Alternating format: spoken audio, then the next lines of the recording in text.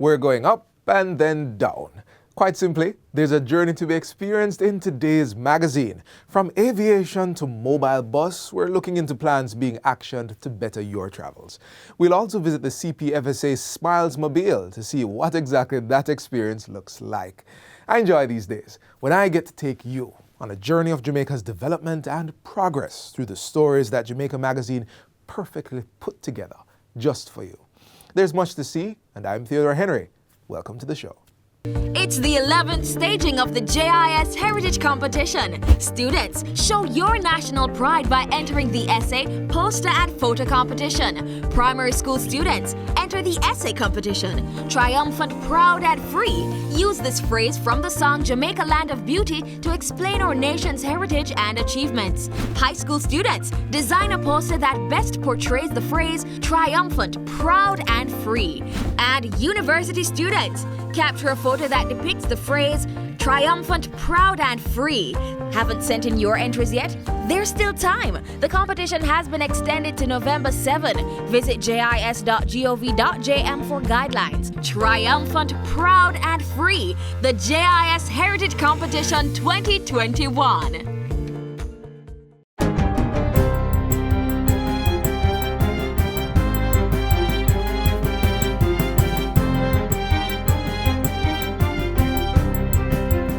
Good day, I'm Stephen McHugh, and this is your JIS News for Wednesday, November 3. Jamaica is tapped to receive a $1 million grant from the Government of India to boost its efforts at building climate resilience. The funds will support the construction of facilities for sustainable agriculture. Prime Minister Andrew Holness made the disclosure Tuesday as he addressed the launch of the Infrastructure for Resilient Island States high-level event. The meeting was put on by the United Nations Framework Convention on Climate Change at the 26th staging of the Conference of Parties that's now on in Glasgow, Scotland. Mr. Holness says Jamaica is using innovative ways to finance climate adaptation, among them being the first country to develop a climate risk assessment planning tool for major infrastructure investments. The Prime Minister says the island is also seeking funding for the creation of a solar-pumped hydroelectric power storage project to solve perennial drought challenges. This would make clean, sustainable use of Jamaica's high concentration of fresh water resources in the north of our country to serve the large population centers and drought-prone agricultural south. In the meantime, Prime Minister Andrew Holness has joined his CARICOM counterparts in calling on world leaders to act on their commitment to fund climate resilience in small island developing states. In 2009, developed countries pledged to put $100 billion annually in a fund to help developing countries adapt to climate change. Mr. Holness says this is yet to be done, and he's calling for urgent action on the matter. The Prime Minister made the plea during an interview with the Prime Ministers of Antigua and Barbuda, Barbados and St. Lucia on the margins of COP26 in Glasgow, Scotland. Mr. Holness also called on world leaders to redouble efforts to limit global warming below 1.5 degrees Celsius. This, he says, is even more urgent as the Caribbean, islands in the Pacific, and other small island states are disproportionately affected by climate-induced weather events. We continue to lobby. Some lobbying is done on the platforms, and some lobbying is done behind the scenes.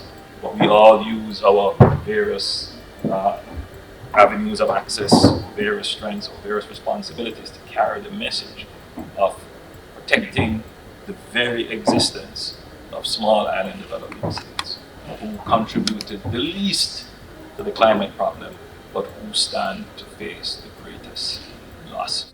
5,000 fully vaccinated persons can get the opportunity to attend the Jamaica World Cup qualifying game against the United States at the National Stadium on November 16. This after the Ministry of Local Government launched an online authorized system to purchase tickets with the support of the Ministries of Health and Sport. Those plans were unveiled Monday at a press conference in the lead-up to the World Cup qualifier. Minister of Local Government and Rural Development Desmond McKenzie says all the necessary measures to ensure there is compliance with COVID-19 protocols are being put in place. The system that will be authorized to do that is the events authorization system. The system will become active so that Jamaicans who want to purchase their tickets will be afforded the opportunity to do so. Minister Mackenzie says there will be no tickets for sale at outlets or at the National Stadium on the day of the event.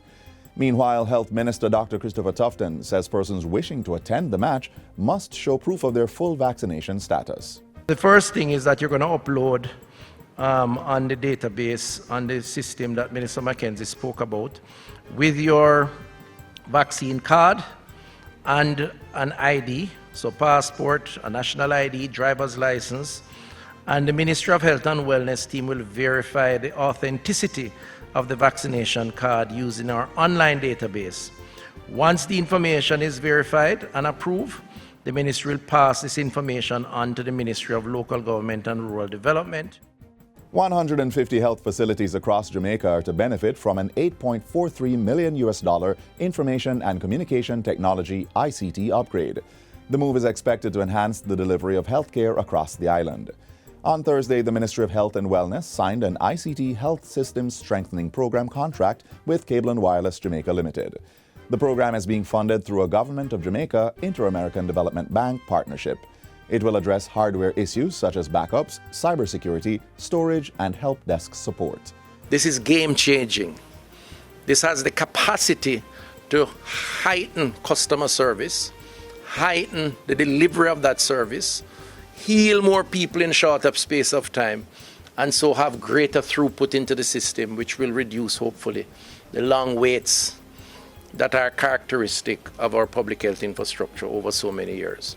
So that's a vision. This is an example of using technology to make a meaningful difference in the lives of our citizens, and also to support national development while safeguarding the health of Jamaicans. Cable & Wireless Jamaica Limited will deliver, install, and manage the process over the next 3 years in partnership with the Ministry of Health. And finally, persons traversing the Gordontown Main Road in East Rural St. Andrew are now in for a smoother ride. That's thanks in part to Friday's official opening of the roadway, which was damaged during the passage of tropical storms Eta and Zeta in October last year. Prime Minister Andrew Holness says he's pleased that the project was completed on time and under the $187 million budgeted. We have not only done the retaining wall, we have put in place a lovely parapet wall, which you see there, for increased safety, but we have resurfaced the road up to basic standards. And the road has been properly marked and properly graded. So the people who live in this area and who have to traverse through this area to get home have greater convenience and safety. Planning, execution, and monitoring of the project was conducted by the National Works Agency in partnership with NF Barnes Construction and Equipment Company Limited and Kinetic Engineering Services. And that's it for JIS News Today. I'm Stephen McHugh. Thanks for watching.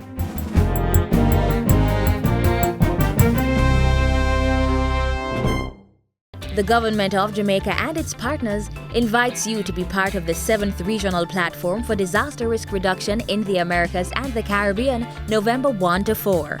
Tune into this station and watch the opening and closing ceremonies, as well as select sessions on the Ministry of Local Government's Facebook page, the JIS website, and YouTube channel. Hear how the region is building resilient economies in the Americas and the Caribbean for you, for now, and for the future.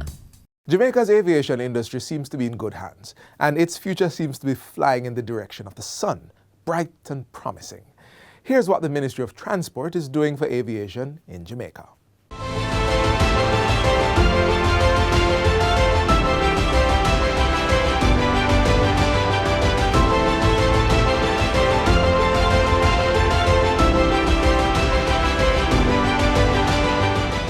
With regards to general aviation, I think it is the first time for such a long time, Captain, that so much activity is going on in general aviation. It's easy to let our imaginations run to just over a century ago, when the aviation industry was learning to fly. Today, while it flies much further, it's showing us how it underpins social networks, using its wings to bring economic growth jobs, international trade, and tourism much closer than ever before. It's truly the same for Jamaica's aviation industry, and the expansion of our air transport industry is non-stop. Safe to say that the future for local aviation is taking off.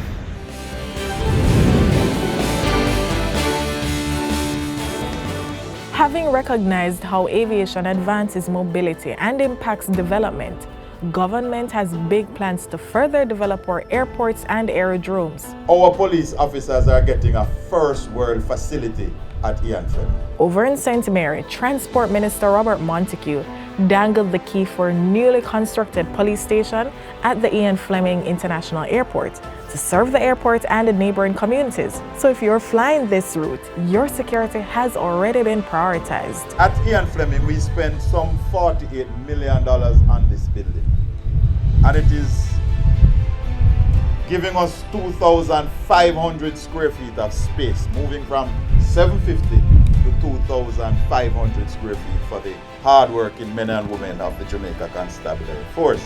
But that's just one step towards developing the Ian Fleming International Airport, because the Airports Authority of Jamaica is scheduled to spend an additional $100 million to create a new fire station and expand the sewage facility at this airport. We can't be moving to expand and attract business, and we can't treat with the sewage. So we are making that investment. Safe to say that for many Jamaicans, the Norman Manley International Airport may feel like a sufficient enabler of global business, a nicely packaged aviation feature. But developments for this airport are also taking off. The Airports Authority is investing in Jamaica. We are investing some $550 million into the Norman Manley International Airport in doing some expansion work and also doing the seawall protection. Added to that, there are also plans to extend the runway so that path where the wheels of Metal Bird meet the ground is marked to become just a bit longer. Of course, there are those from all corners of the world, tourists who just cannot wait to land on the brightly lit tarmac in the northern part of the country. The Sangster International Airport has become famously known as tourism's main entryway to Jamaica, and that runway too is scheduled to be lengthened, along with other major improvements for the area. At the Donald Sangster International Airport, we are spending approximately $70 million. Let me put it out there quietly. $70 million. To not only improve the runway and lengthen it, but most importantly to me as minister, to expand the arrivals hall.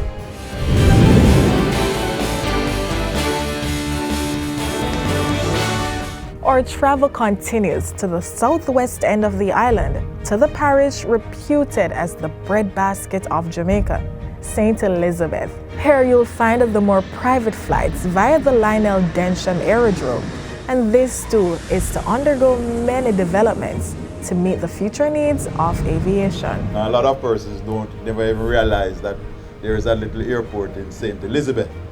We are about to spend $100 million to overlay the runway and to put in a little terminal building, because that now is our investment in opening up the South Coast tourism. This is our largest domestic airport, seated in the popular fast-paced streets of Kingston.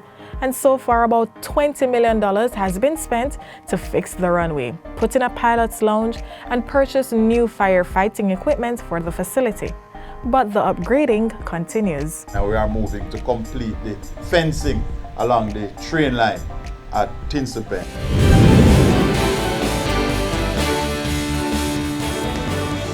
Domestic flights continue to be facilitated on the airstrip of Ken Jones Aerodrome, found just 10 kilometers off the town of Port Antonio, especially seeing how pilots can now enjoy a newly built pilot's lounge. We also are working to complete the fencing on that facility. And of course, we had to paint it up. The chairman insisted that the thing have to look good so that when people pass, you feel good and understand that Jamaicans are invested in Jamaica. So while air, land and sea remains the pillars of modern mobility, it's safe to say that aviation has truly been at the forefront of the movement, grabbing the labels of reliability and good speed. And of course, all this is being continued with the plans our government has to develop the future of aviation in Jamaica. There is so much available to us in general aviation, and we are making use of it.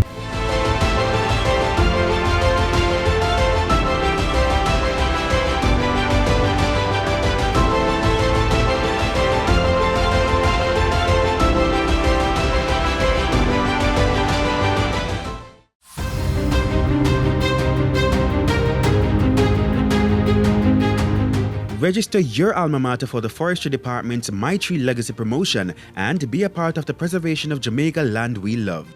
St. Catherine High Past student Prime Minister Andrew Holness recently participated in the initiative. It is not just because it sounds like a very nice thing to do to plant trees. It is a very real strategic response in being a responsible government, a responsible nation, a caring nation about our planet and our atmosphere and our climate and our environment, to plant trees. Let us highlight your contribution to the My Tree Legacy promotion by submitting videos or pictures of you leaving your mark. Every tree counts. Plant a tree today and keep climate change away.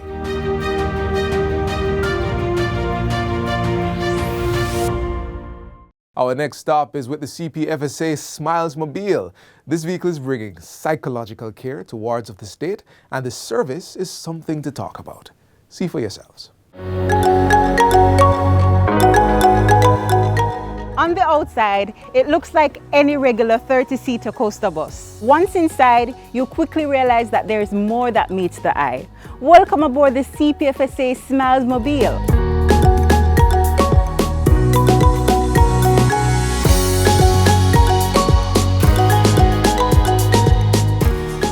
The Smiles Mobile is a retrofitted 30-seater coaster bus. On board we have 2 confidential counseling areas where both officers sit. We have refrigerator and microwave on board. We have a sink area for kids to wash their hands. We have filing cabinets where we store our files. The main objective of the Smiles Mobile is to screen those children who fall within the child protection system.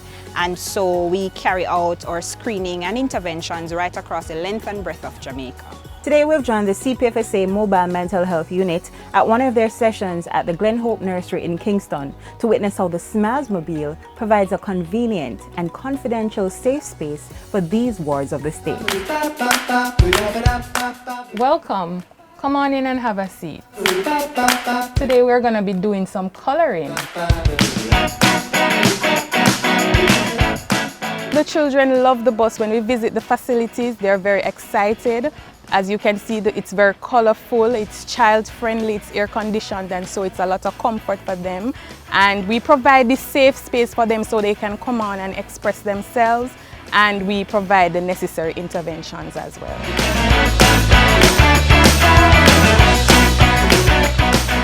All children within the state's care should be screened on an ongoing basis, and so we screen children on an ongoing basis. We have our regular screening where we screen selected facilities based on presenting issues, and we also from time to time have to respond to matters that are current in the news. So say for example a child was affected by crime or violent situations, we will go in and screen and do our interventions. We use several screening tools or instruments. One of our main screening tools from it was established in 2013 have been the Strengths and Difficulties questionnaires, the SDQ.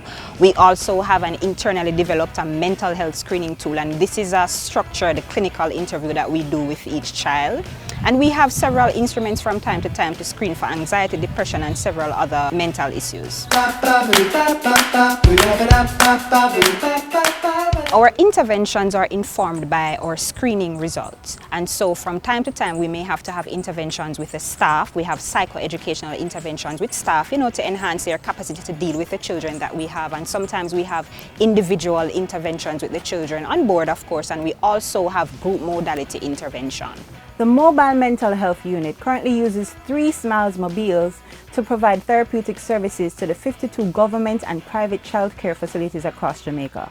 Over the years, they have made progress and are seeing great results. Well, we have seen a lot of positive results where when we do the screening and we identify the issues and we provide the interventions, we see where it has helped them greatly, where children have gotten better grades in school, there are less issues within the facility in terms of behavioral challenges and mental health issues. So the interventions have been really helpful. And that's all we have for you today on the CPFSA SMILES Mobile. Our tour of the bus ends here, but its journey continues, bringing smiles and much needed therapeutic support to children in state care.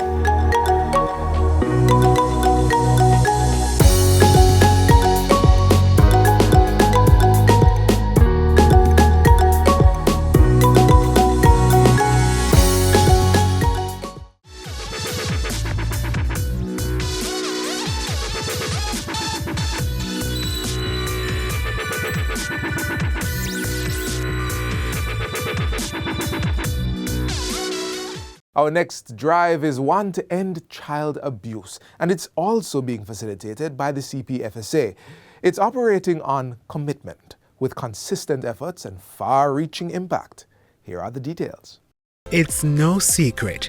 Child abuse remains a stain that many perceive as irremovable because of its prominence, silence from witnesses, and its broad global impact. But agencies like the Child Protection and Family Services Agency, CPFSA, are working twice as hard to remove that notion. The agency's latest effort, a child abuse community drive-through to sensitize citizens and awaken voices and actions to end even the smallest idea of abuse towards any child. A message that says to the citizens all over Jamaica that it needs all hands on deck to care for our children.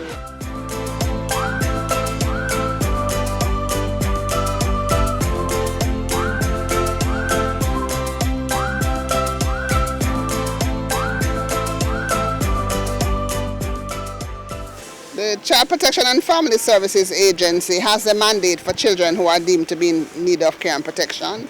These are children who have been abused, abandoned, neglected, or otherwise at risk.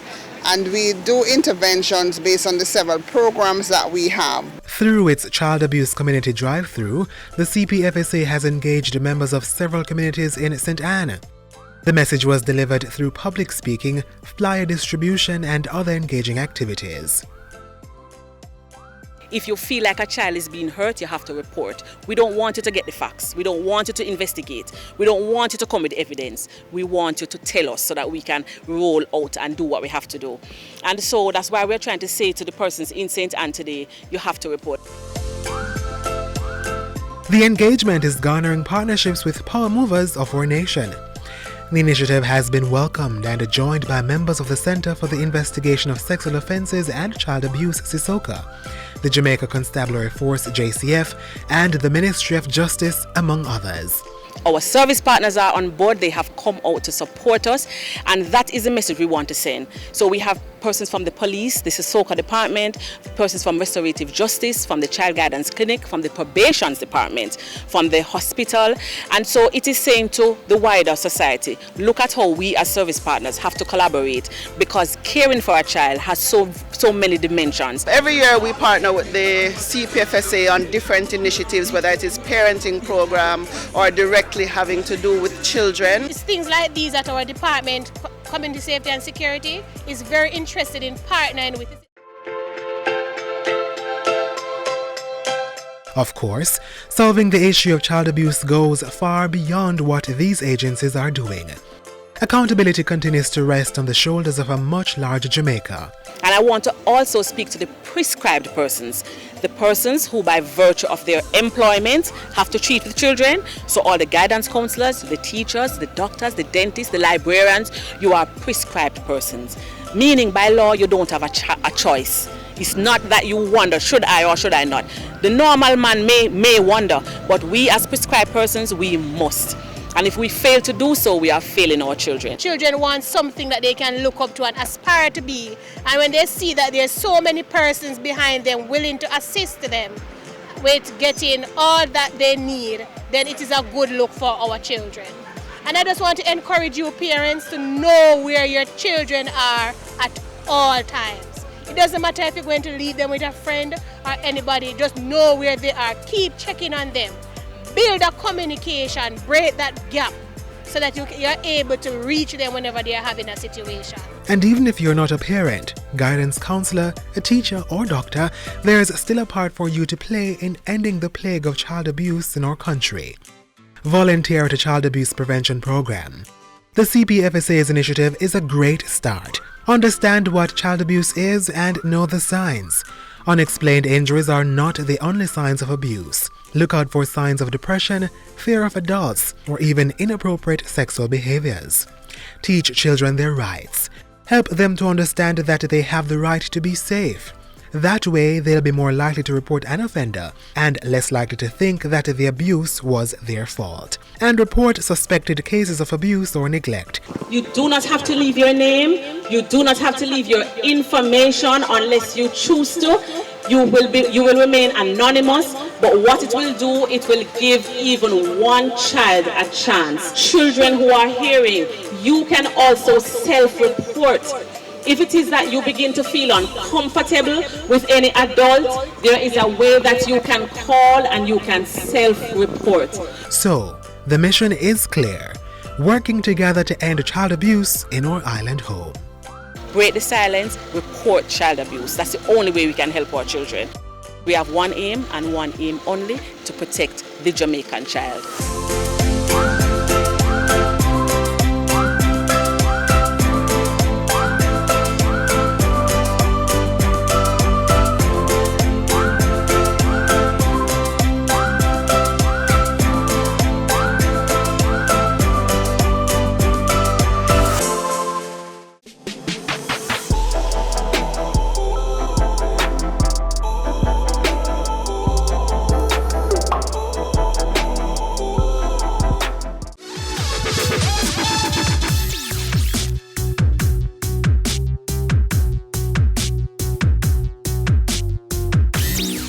So today's show has been offering much travel options. Of course, in some cases, you will need proper road networks to travel. Well, government knows this, and there are efforts dedicated to that need. One of the vehicles to help Jamaica become the place of choice to live, work, raise families, and do business. So here are a few new road development updates. Number 1, St. Catherine Northeast Road Network is to be improved. $60 million is earmarked to execute the roadworks on Williams Field to Troja, Williams Field to Mount Industry, and Vanity Fair to Guys Hill. Number 2, Mount Ogle to Lawrence Tavern Roadway is to be rehabilitated as well. This West Rural St. Andrew thoroughfare is scheduled for rehabilitation by the National Works Agency. The NWA visited the site and estimates have been done for the construction of 3 retaining walls along the road. Number 3, road projects approved for Trelawney Northern. A total of $325 million has been approved for these projects, which are at various stages of procurement. They include Rio Bueno to Jacksontown, that's the Brampton leg, Salt Marsh to Kent, D-side to Dromelley, and Falmouth to Springvale, the Martha Bray leg, and Falmouth to Springvale, the Wakefield to D-side leg. A box culvert is also being constructed at the Perth Town fording.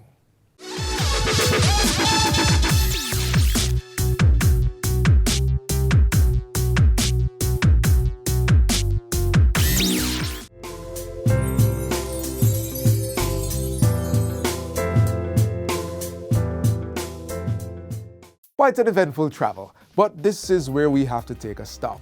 More Jamaica Magazine tomorrow, and even more to be had at your convenience on the JIS YouTube channel. Also, visit our Facebook, Instagram, and Twitter pages for more information. As always, thanks for watching, and from all of us here at the JIS, I'm Theodore Henry. See you soon.